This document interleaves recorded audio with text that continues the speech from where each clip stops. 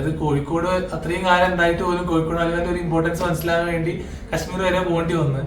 അവിടെ എന്തേലും ആ ഒരു അനുഭവം എന്തേലും? കശ്മീർ എന്ന് പറഞ്ഞാൽ ഭയങ്കര ഹോസ്പിറ്റാലിറ്റി ആണ് അവിടുത്തെ ആൾക്കാരൊക്കെ. നമുക്ക് എല്ലാവർക്കും ഒരു ആഗ്രഹമാണ് അവിടെ പോയി കഴിഞ്ഞാൽ ആപ്പിൾ പോയി ലൈവ് കടിച്ചു തിന്നാണ്. അതുപോലെ അത് കടിക്കണമെന്ന ആഗ്രഹത്തില് ഒരു ഗ്രാമത്തിൽ എത്തിപ്പെട്ടു.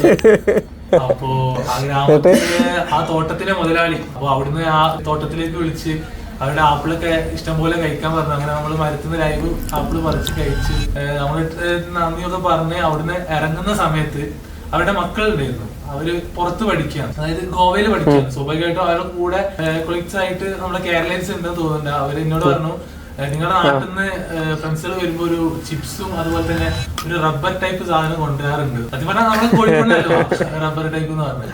അപ്പൊ അവിടെ നിന്നാണ് സത്യം പറഞ്ഞാല് ഫസ്റ്റ് ടൈം അവര് പറഞ്ഞപ്പോ ഞാൻ ഉടൻ തന്നെ പറഞ്ഞു എന്തായാലും നെക്സ്റ്റ് ടൈം വരുമ്പോ എന്തായാലും കൊണ്ടുവരും. കാരണം അത്രയും നല്ലൊരു മൊമെന്റ് ആണ് നമുക്ക് അവര് നൽകിയത്.